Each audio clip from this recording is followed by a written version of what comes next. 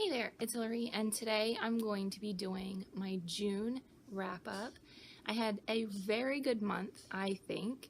I read 10 books, I listened to a couple audiobooks that I got from the library, and I read quite a few books. I'm going to go over the books in the order that I completed them for the month. So the first one that I completed was an audiobook, and it was Talking as Fast as I Can by Lauren Graham.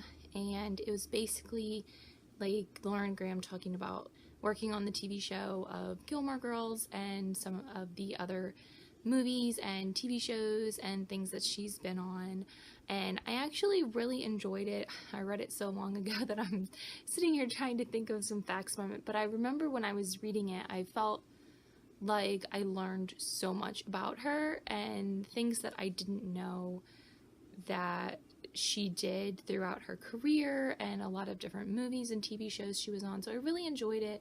She's a really enjoyable person, and I loved Gilmore Girls, and so I loved hearing about her talk about the show and some like behind the scenes things, and it was really exciting to read.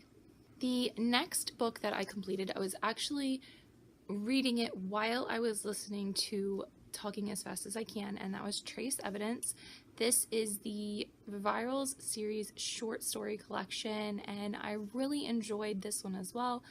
I gave this one 4 or 5 stars, and I really liked the story that comes after this series is complete.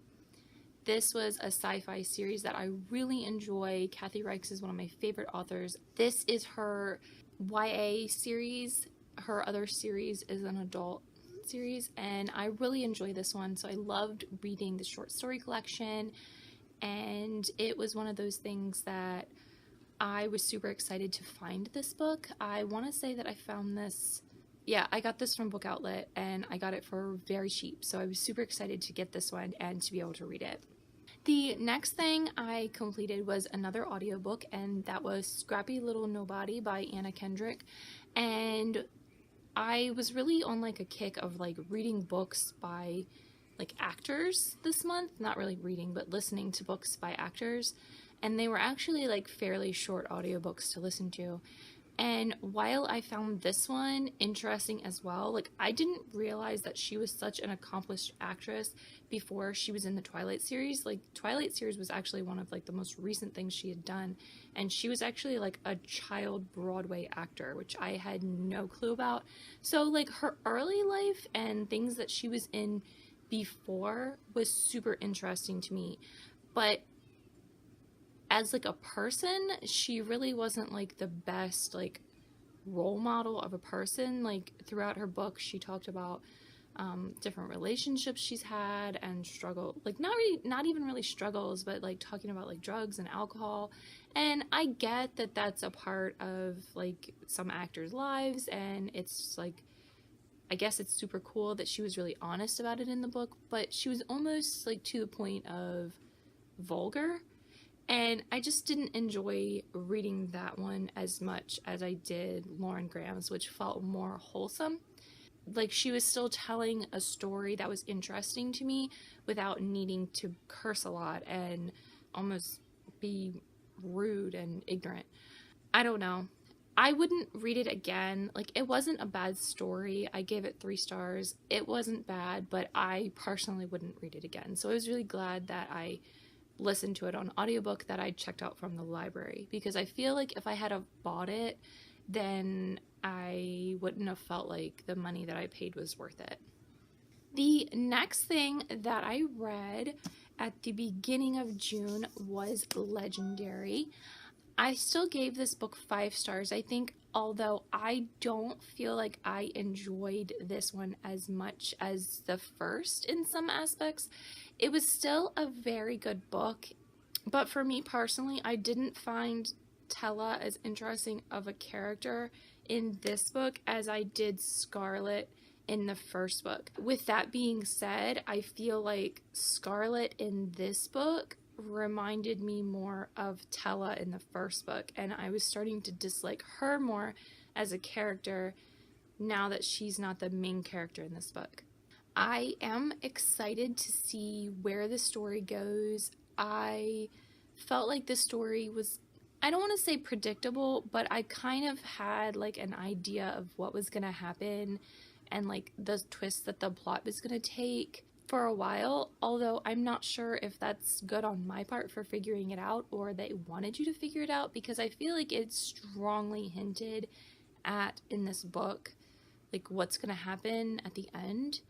With all that being said, I still really enjoyed it, even though I don't enjoy Tella as much as a character as I did Scarlet in the first one. Like I said earlier, I still found the story to be really interesting, and I really liked the take on Caraval in this book, like I liked it in the first one, if that makes any sense. So I'm pretty sure I still gave this book 5 stars, even though I did have a few things that I thought were flawed about it. The next thing that I completed was Magnus Chase and the Gods of Asgard. This is the second book in the Magnus Chase series. I'm actually waiting to receive the third one from the library.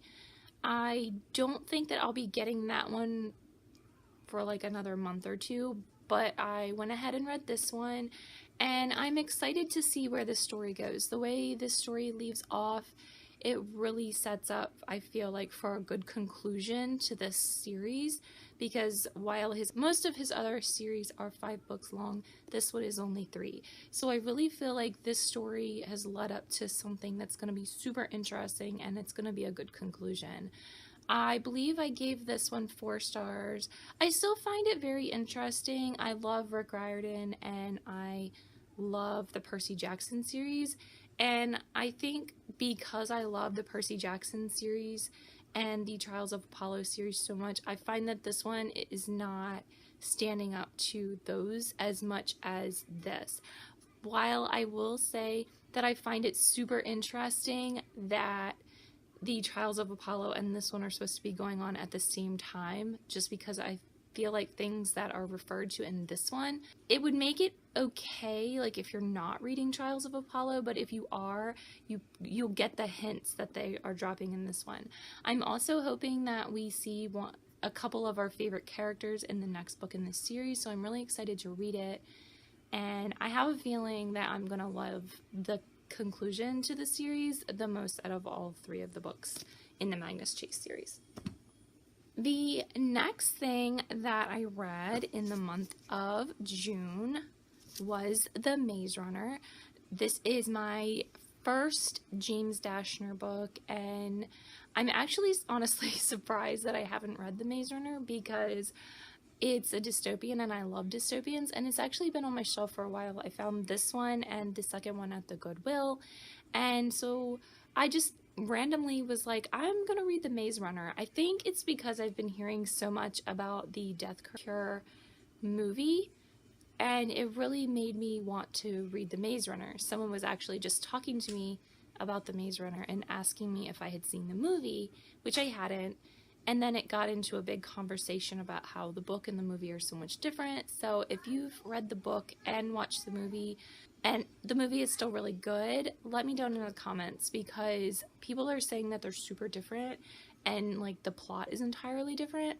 So I'm really curious. It kind of like, I really enjoyed this series. I gave The Maze Runner 5 stars. I absolutely loved this book. I felt like this book did everything that I want in a dystopian story, and I just loved it. I know that the Maze Runner series has like a lot of like people who are hit or miss. People love it, people hate it. I definitely was one of the people that loved it. I really felt the need to keep reading the series, and I knew I had the second one on my shelf. So the next book that I read for the month was The Scorch Trials, and I will say I gave this one 5 stars as well, although I feel like the first one was more interesting to me, I think. I don't know. I felt like it was so hard to put into words like how I felt about the book. Like it was so confusing at parts, but I feel like it's kind of to be expected. I mean, you're dealing with these people who have had like their memories wiped, so it's gonna be like a confusing situation. I love the idea for this book. Like it was so interesting, and I really felt like the whole time I was reading this series, I was with the characters, like where they're really struggling, like who to believe and who to trust and what's real and what's not real. I really felt like I was right there with them trying to figure it all out. Like my memory has been erased and I'm trying to figure out all of these things from the little scattering of memories that I'm getting back. I just absolutely love it. I thought it was so good.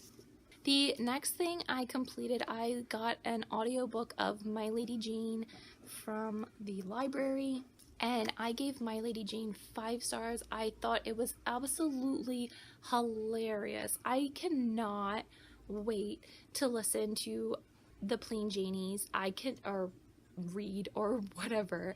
I've been keeping an eye out of my local library to see if they get it, and they haven't gotten it yet, which it's not surprising because it just came out like 2 days ago, but I'm so excited for that book. I absolutely loved the take on this story. It was so funny, and I think listening to the audiobook made it so much more funny because when the people are yelling, this person reading the audiobook is yelling, and oh my gosh, it was just so funny.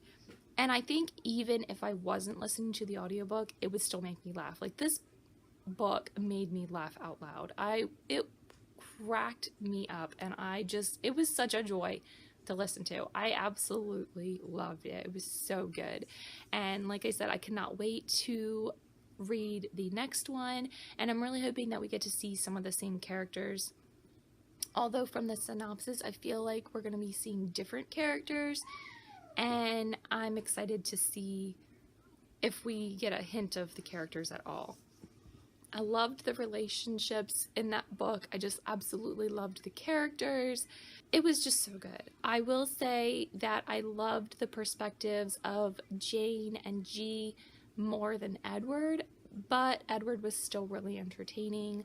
I just found it really hard to compete with Jane and G. The next thing, I listened to the audiobook for The Death Cure. I gave this one 4 stars. I struggled with how I felt about this one. I had to read it. Like, I didn't have it on my shelf, but I had to know what happened at the end of the series. Just because of the way that the second one leaves off, I had to know what happened. And again, I feel like this series has done like such a good job of creating doubt in all these characters and in Wicked. So you don't know who you should believe, you don't know who's a good guy, you don't know who's a bad guy. I feel like they did such a good job of this throughout this book. I think the reason I gave this one 4 stars is because I'm not sure how I feel about the ending. I feel like the ending came back full circle from where you started in the beginning, but I was also really sad that some of my favorite characters died in this book, and I'm not going to say which ones in case you haven't read, but if you have read it, then you know, like, some of the characters that we've been with for so long die in this book. And I hope that's not too much of a spoiler. I mean, it's a dystopian, like, people die in dystopians, and like the whole setting of this book, like, I feel like it's to be expected that people were gonna die. This one, it was really hard for me. Like, I wasn't sure how I felt, but I feel like overall the series was really solid. Like, it was a solid dystopian. For me, I liked the series because I was intrigued, I was entertained, and I got everything I wanted from the series. There was mystery, there was just so much stuff going on that kept my attention. It just gave me everything that I wanted throughout the series. So like I said, I know a lot of people are hit or miss on this series, but for me, I loved it, and I don't know if I should go and read all of the short story stuff that he wrote or the companion things that he wrote to go along with this. I don't know if that would help me feel okay with how the story ended and would give me some more insight about everything that was going on. And the last thing that I read for the month was Siege and Storm. I read Shadow and Bone, I think in May, and I think I gave it 5 stars. This one I gave 4 stars. I loved the first one. I thought the first one was so entertaining and you got into the story right away. And while I feel like this one, there was action at the beginning and the end, I felt like a lot of the middle was planning and scheming and just a lot of waiting. And I felt like that took away from a lot of the story. I'm not sure if that's my own personal opinion because I feel like a lot of the reviews I read for this one, they enjoy it more than the first one. So I'm almost feeling like I'm one of the few people that like the first one more. I just liked the first one more. I don't know if it's because we were getting to know these new characters and this one we're expanding on them. But I think it's also because we get a lot more Alina in the story, and for me, she's not as enjoyable of a character as some of the other characters in this book. I am oddly, well, it's probably not odd that I say I'm a fan of the Darkling, because everyone knows if you watch my videos that I am a villain fan. I love the villains. And so I am really like rooting for something, but I don't want to say it because I don't want to ruin anything by, I mean, I might have already ruined it by just saying that the Darkling is the villain. I don't know. I don't want to say too much about the book because it's the second one in a series, but I really enjoy the Darkling as a character. I really enjoy Nikolai as a character, and I don't enjoy Alina and Mal as much as characters, so I feel like since Alina is the main character, I feel like it's a little bit harder for me. I don't know. I'm actually reading Ruin and Rising. I was hoping to finish it by the end of June, but I don't think it's going to happen, so it will be done for July. But I'm really excited to see where the series goes, and some crazy things are happening in that book, so I have a feeling that the third one might end up being my favorite out of the three, but we'll see what happens. So those were the 10 books that I read for the month. I had a very good reading month, and not only did I read a lot of things, I had a lot of like good quality books, a lot of like 4 and 5-star books. I think out of the entire month, I only rated one thing a 3-star, and that was the lowest. So it was great. I'm hoping that my July is just as good. Let me know down in the comments what you read for the month of June, and if you've read any of these books and you enjoyed them, let me know. If you enjoyed this video, please feel free to leave me a like, and if you'd like to see more videos by me, please consider subscribing to my channel, and I will see you guys in my next video. Bye!